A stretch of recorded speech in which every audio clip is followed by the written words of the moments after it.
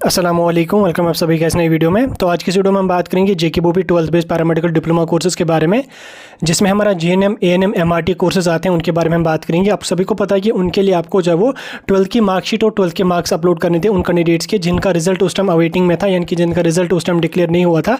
After that recently फिर उनका जो है वो soft zone, hard zone areas में रिजल्ट उनका डिक्लेयर हो गया।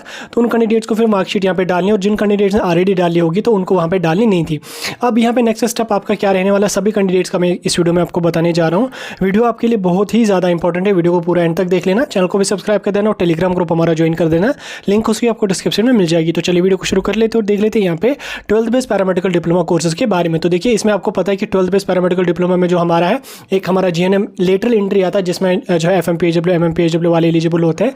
तो उनके लिए यहाँ पे एंट्रेंस होने जा रहा है, उनको मार्क्स के बेस पर नहीं होगी। बाकी का जो हमारा जीएनएम है, एएनएम है, एमआरटी है, पैरामेडिकल डिप्लोमा है, उन सभी कोर्सेज के लिए आपको 12th के मार्क्स के बेस पे यहाँ पे सिलेक्शन हो जाएगी। आपका कोई भी एंट्रेंस यहाँ पे नहीं होगा। तो कल यानी कि 5 जुलाई तक आपकी लास्ट डेट थी 12th की मार्कशीट और 12th फिजिक्स, केमिस्ट्री, बायो या मैथमेटिक्स के मार्क्स डालने के।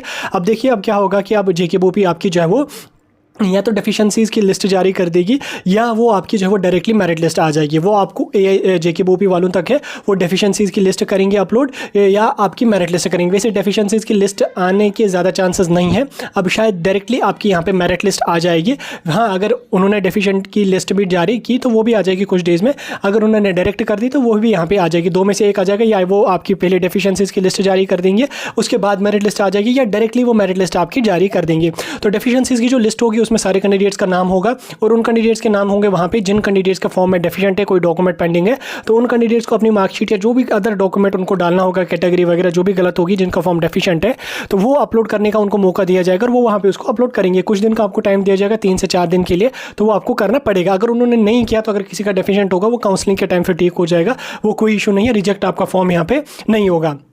अब जो सबसे इंपॉर्टेंट स्टेप आपका होता है वो आपका मेरिट लिस्ट होता है। तो फिर डायरेक्टली जेके बोपी आपकी मेरिट लिस्ट जारी कर देगी, जिसमें आपको 12th के मार्क्स के बेस पे आपकी रैंक होगी, 12th के मार्क्स होंगे, आपका रजिस्ट्रेशन नंबर होगा, आपका नाम होगा, और आपने किस किस कोर्स के लिए अप्लाई किया वो यहाँ पे आपका लिखा उसमें हुआ होगा, मेरिट लिस्ट में ही होगी। वैसे यूजुअली क्या होता है, देखिए डेफिशिएंसीज़ की लिस्ट जो होती है वो कभी कभी नहीं आती, वो डायरेक्टली आपकी मेरिट लिस्ट में ही डेफिशिएंसीज़ का भी वहाँ पे बता देते हैं। तो वो उन तक है, वो सेपरेटली लिस्ट करेंगे डेफिशिएंसीज़ की, या मेरिट लिस्ट में ही आपको बताएंगे कौन कौन डॉक्यूमेंट है डेफिशिएंट आपका है, वो उन तक है। जब आ जाएगी हम आपको बताएंगे। तो ओवरऑल जो नेक्स्ट स्टेप आपका रहेगा वो आपको मेरिट लिस्ट आ जाएगी। अब मेरिट लिस्ट आने में जो है वो थोड़ा सा टाइम उनको लग जाता है, कभी वो 10 दिन भी लेते हैं, कभी 12 दिन भी लेते हैं, कभी 5, वैसे 5 दिन में तो नहीं बनाने वाले जेके बोपी वाले, तो वो थोड़ा सा इसमें टाइम लग जाते हैं। तो मेरिट लिस्ट आपकी आ जाएगी।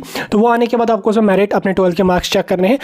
अगर उसमें किसी कैंडिडेट के 12th के मार्क्स कम लिखे हैं या गलत लिखे हैं या कुछ भी उसमें इशू है, तो वो बोपी ऑफिस जा सकता है। 3 से 4 दिनों का टाइम आपको दिया जाएगा, आप वहाँ पे जाके उसको ठीक करवा सकते हैं, या काउंसलिंग के टाइम भी उसको ठीक करवा सकते हैं, वही कोई इशू यहाँ पे नहीं है। तो मेरिट लिस्ट आने के बाद आपको वेट करना है, फिर आपका मेरिट तो वहाँ पे पता चल जाएगा आपको, आपकी रैंक क्या है।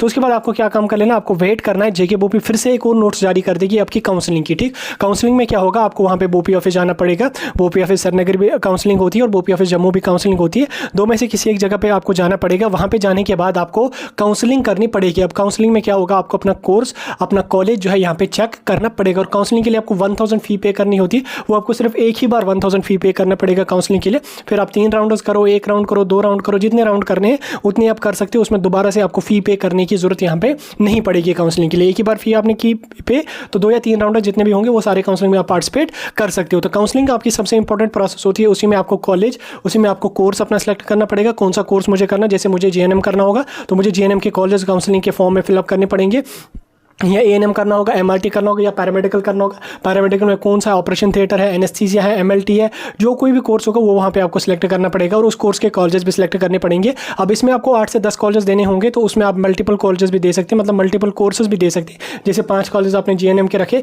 वैसे जीएनएम की काउंसलिंग अलग से हो जाएगी। ठीक, उसकी आपके साथ पैरामेडिकल और बाकी के साथ नहीं होगी, वो उन तक ही वो अलग करेंगे या साथ करेंगे। तो अगर साथ भी होगी तो आप मल्टीपल भी कर सकते हैं, जैसे आप जो है वो ये भी रख सकते हैं, आप क्या कहते हैं, ऑपरेशन थिएटर कोर्स भी रख सकते हैं, उसके बाद एमएलटी भी रख सकते हैं, एनेस्थीसिया टेक्नीशियन का भी कोई कोर्स यहाँ पे आप कॉलेज में रख सकते हैं। कोई इशू नहीं है, वो आपकी मर्जी, आप वहाँ पे उसमें सिलेक्ट कर सकते हैं, ऐसा कोई इशू यहाँ पे नहीं है, कोई भी दिक्कत नहीं है।